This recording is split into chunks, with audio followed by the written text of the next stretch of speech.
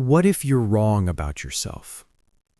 What if the limitations you think you have aren't real? What if the person you think you are is just a story you've been telling yourself for so long that you forgot it's a story? This video is about the beliefs you hold about yourself that aren't true and how those beliefs keep you stuck. If you've been limiting yourself based on who you think you are, subscribe. We explore paralysis and self-doubt every Tuesday and Friday. Let me tell you about someone who was wrong about himself.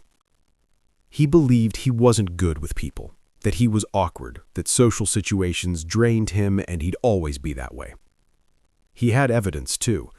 Every time he went to an event, he felt uncomfortable. Every time he tried to start a conversation, it felt forced. Every time he spoke up in a meeting, he felt like people were judging him. So he concluded, I'm not good with people. That's just who I am. And he lived his life accordingly. Avoided networking events, stayed quiet in meetings, kept his circle small, built a career around minimizing social interaction because he believed it was true.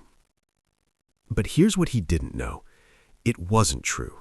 It was just a story, and he'd been living inside that story for so long that he couldn't see it anymore. Here's how it happens. Something happens when you're young. You try something and it doesn't go well. You speak up and get laughed at. You fail at something and someone tells you you're not good at it. And your brain makes a conclusion. Not about that specific moment, about you. I'm bad at this. I'm not that kind of person. This isn't for me. And once your brain makes that conclusion, it starts looking for evidence to confirm it. Every awkward conversation becomes proof you're bad with people. Every rejection becomes proof you're not good enough. Every failure becomes proof you can't do it. Your brain ignores the times it went well, the moments that contradict the story, because it's already decided what's true. And the story becomes your identity. Not because it's accurate, but because it's consistent, and consistency feels like truth. You probably have beliefs like this about yourself. I'm not creative, I'm not a leader, I'm not good at relationships, I'm not disciplined, I'm not the kind of person who can do that. And you have evidence, lots of it. Every time you tried and it didn't work. Every time someone told you you weren't. Every time you felt like you were pretending. But here's the question you never ask. What if the evidence is just confirmation bias? What if you're only seeing the data that supports the story and ignoring everything that contradicts it? What if the reason you keep failing isn't because you can't do it, but because you've decided you can't, and that decision is sabotaging every attempt? What if you're not discovering your limitations? What if you're creating them? So how do you know if a belief about yourself is true or just a story? Ask yourself, when was the last time I tested it? Not tried it while believing you couldn't, actually tested it with genuine curiosity, with the possibility that I might be wrong about myself. Because there's a difference between trying something while believing you'll fail and actually testing whether the belief is true. Most of us never test our beliefs. We just confirm them. We go into the situation expecting to fail, act accordingly, fail, and say, see, I told you I can't do this. But that's not testing. That's self-fulfilling prophecy. Real testing means approaching it with the possibility that you might be wrong, that the limitation might not be real. And most people never do that because being wrong about your limitations means admitting you could have done it all along. And that's painful. Here's why we hold on to beliefs that limit us, because they protect us from trying. If you believe you're not good at something, you don't have to risk finding out if that's true. You can stay safe, stay comfortable, stay in control.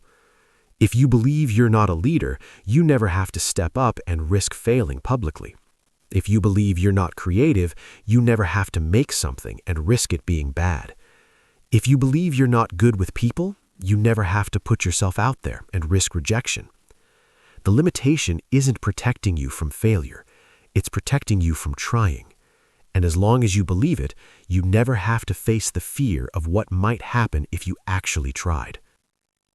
But here's the cost. You also never get to find out if you were wrong.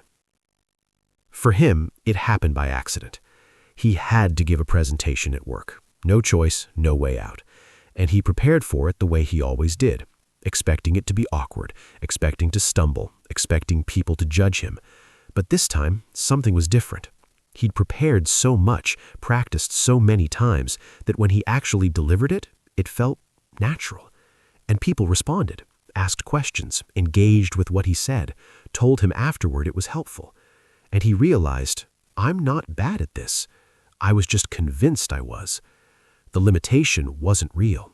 It was just a story I'd been telling myself for 20 years. And once he saw that one story was false, he started questioning all of them.